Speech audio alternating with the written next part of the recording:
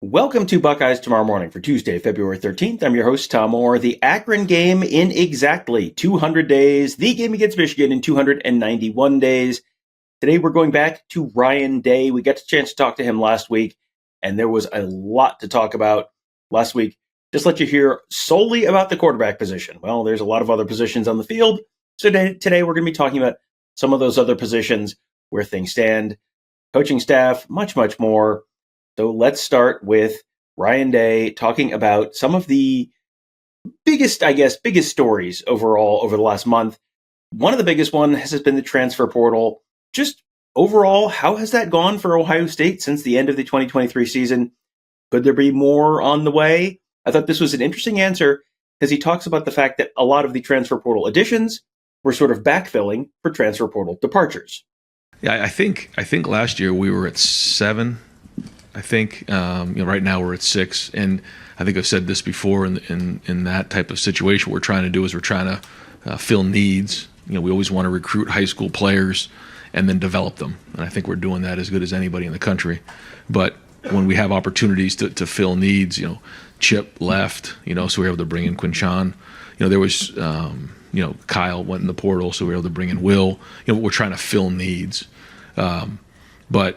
I think, guys can, see what's going on here. I think, even having someone like Davison Igbinosun, who was at Ole Miss, just to give a little feedback on what it's like to be at Ohio State. For Caleb, he knew what this was. He had relationships with Jordan Hancock and some of the guys on our team. So a big part of it is it goes back to the guys that came back. And I think that was the number one thing coming off the season is the guys coming back and seeing that they wanted to be with their teammates and reach their goals. And to me, that's where all this started. So when you think about where JT and Denzel, Jack, Tyleek, Lathan, Travion, Emeka, Donovan, these are all really high-end players who decided they wanted to come back. And it wasn't for anything other than their teammates, their coaches, the culture, and that kind of set the tone for all of it. And then we started to fill in a couple of the pieces. And like you said, there wasn't a lot. It wasn't big numbers. But hopefully the guys we brought in can make an impact. Here's a player we get asked about more than just about anyone else on the team, Sonny Styles. He came in as a 5-star, enrolled a year early. Obviously an incredibly intriguing athlete. Mostly played at the safety position last year. What's his role going to be this year? And, do they have the flexibility to sort of figure it out as they go along right now? Yeah, we've had conversations with Sonny, and he has the flexibility to do a lot of different things, which is great, and he's embracing some of those things. And so as we get into spring, we'll start to figure out exactly how those will all shake out. But that's the one thing, when you see Sonny, he has the flexibility to do multiple things, not only because of his skill set in terms of his size, but also his mental makeup. And he's really willing to embrace some of those different roles, and that's exciting because it gives us a lot of flexibility with the defense. This is a question we could have the answer to potentially very soon. Has Ryan Day decided what he wants to do with that 10th assistant coach position? No, we have some flexibility there. We've had multiple conversations. I think we can go in a couple different directions, but we're still not ready to make a decision there yet. Certainly have talked to people, and probably about a week away there. January was one of the craziest months of probably Ohio State football history, just in terms of the incredible amount of news, in terms of players returning, transfer portal, coaching changes, all that good stuff. So what was January like for Ryan Day? Well, like any year, you have to come off of the season and try to identify, what's important moving forward, what's important for the next calendar year, what's important for the next 3 years, what's important for the next 5 years. And so we always look at that to figure out what needs to be done. And so you start off with your roster, then you go to the staff, and you just try to do everything you can to make sure that you're making the adjustments that need to be made based on things you've learned, based on what you've seen the past season. And so, as a leader, it's your job to put a plan together and create a vision of what it could look like. And again, it started with these guys deciding to come back. Again, Lathan Ransom and Denzel Burke, and and then Jack, decides to start talking to the guys about, hey, we need to bring this thing back. We need to go chase a championship next year. There's a lot of things that we need to do. And, then Emeka jumps in, and a bunch of guys, JT and Cody Simon, these guys all decide they want to come back. That's where that was the first step. And then the next step was adding the pieces, certainly, making some tweaks to the staff. And that's just the beginning. Now we have to go to the spring and execute the plan. It's a long, long road. There's no, magic recipe to this thing other than hard work. And we know it's going to be a long run in next January, but that was one thing that, I felt like as a leader, we need to put a plan together, create a vision of what we want this to look like in the next month, and go to work about executing it. This time last year, the offensive line was in a shambles. They had just lost Luke Whippler, lost both tackles, DeJuan Jones and Paris Johnson. And we're going into spring with the offensive line really maybe the single biggest concern on the team. And they came out of the spring with the offensive line still probably the single biggest concern on the whole team. And they did have some struggles last year. So what's the plan this year? Are they looking to add more talent there? They've already brought in one transfer already, and Seth McLaughlin from Alabama. Are they looking to maybe bring in more? Having Bill just, watch the film and see our guys out there, and having, he knows Seth, adding that piece to the puzzle was critically important. But just, the feedback that just a fresh set of eyes. What do you see? He sees some talent. He sees some guys who are good, and he sees depth. He sees some young guys out there. So, like you said, we're going to have a really competitive spring and kind of see where we're at. But the idea right now is that we have enough to go win a national championship with the guys that we have in this building right now. We come out of the spring and recognize that we don't, then we'll have to go from there. But there are some really good young players in that room, and there are some guys now coming back with some experience, and that should matter going into next season.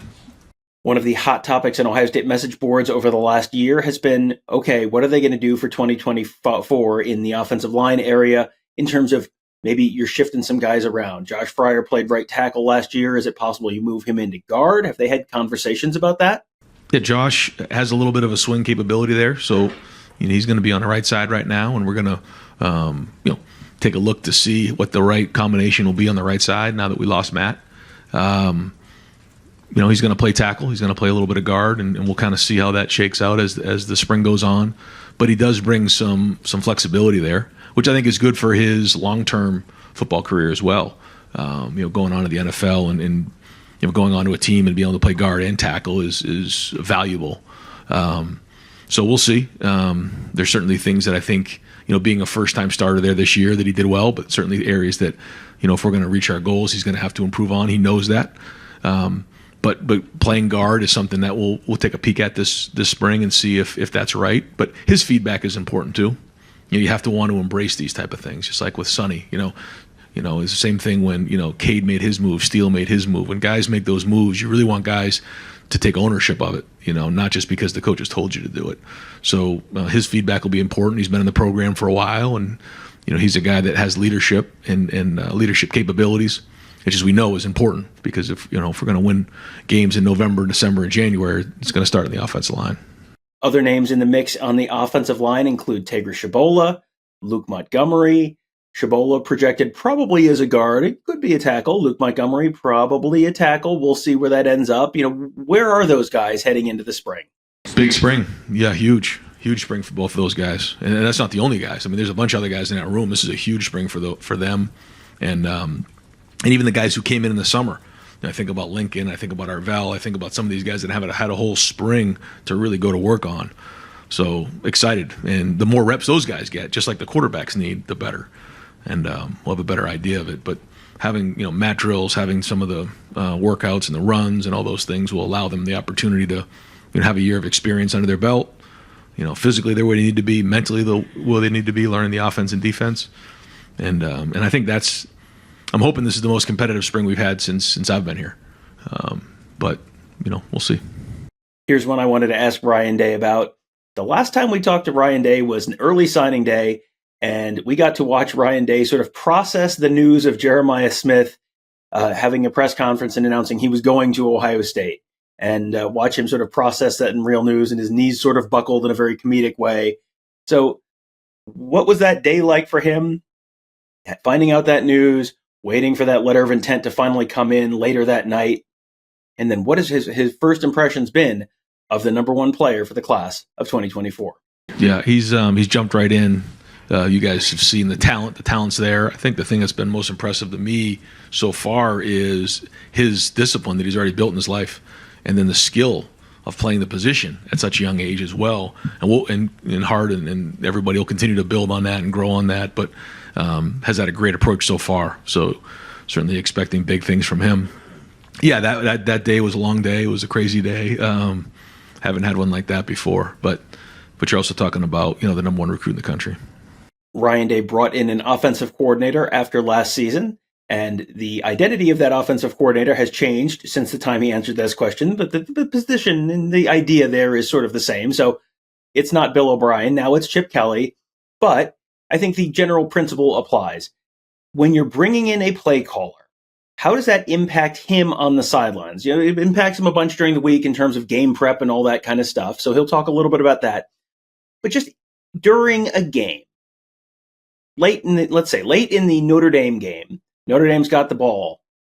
He's trying to figure out timeouts, managing the clock. When they get the ball back, what are they going to do in terms of play calling? What are they going to, how much time are they going to have? All that kind of stuff. You're just juggling a bunch of different stuff in your head right there. So how much does it help to have someone else to kind of manage at least one piece of that and take one thing off of your plate? Yeah, that's a good question. I think the first part of the question was how much will it affect the day-to-day? I think that goes back to, how much will I be involved with special teams, based on, the offensive coordinator's role, and so that will affect a little bit about the 10th position. But yeah, in game, I feel like when you're calling the game, you have an idea of, okay, should you go for it on 4th and 2? Well, do you have a good play? It's one thing if you don't have an idea what the play is you just go for it. Well, then you don't have a good play. I feel like when you're calling the game, you're in a little bit more of control of the situation. You know what's going on. You can, if you don't like the look, you can call a timeout. There's just so many more things when you're actually calling the game that you're in control of. But I do think, having somebody else call the game will allow me a little bit of a step back and see things from a wider lens of, okay, how's the defense how's it going with the defense, the special teams, overall, kind of step back a little bit and have a little bit of a different perspective. There's pluses and minuses to both situations. We can sit back and look at, stuff that went on in the playoffs, our game, when do you go for it, when do you not go for it, decisions that are made. And listen, we can second guess all those things, but I do think being able to step back will give me a little bit of a wider lens on things. But there's a lot of guys, who in particular in the NFL, who call it, who are also making those decisions in game. I think they do a great job. So I think you have a good feel for what's going on in the game and you have a little more control. I guess sometimes you can get a little bit laser focused on what's going on in terms of the play call as opposed to maybe sometimes the situation. So I think those are the pluses and minuses of that. Well, that will do it for today. We'll have one more day of Ryan Day for you coming up a little later on in the week. But for now, we'll invite you guys to join us at BuckeyeHuddle.com. Lots of interesting stuff going on there right now. Mark Givler has been down in Florida covering an Under Armour camp. Really, really good intel on a number of top prospects in the classes of 2025 and 2026 that he's been posting about on the Huddle board at BuckeyeHuddle.com. You're going to want to check that out. Some very interesting intel on some 5-stars who could be trending towards Ohio State. He's had great coverage there. Tony, Kevin, and I, of course, covering the team. We should have, hopefully, some new interviews for you a little later on this week. Hopefully, if not then next week. But we're heading into spring football in less than a month. And then, of course, our team of X's and O's guys. You know Ross from this show, but we also have Mankey and Devin and Justin. They are all making you a smarter football fan on our Huddle board, presented by Jeff Ruby Steakhouse. You can find it all at BuckeyeHuddle.com. We hope to see you there. That will do it for today. Thank you guys all for joining us. Have a great day. We will talk to you tomorrow.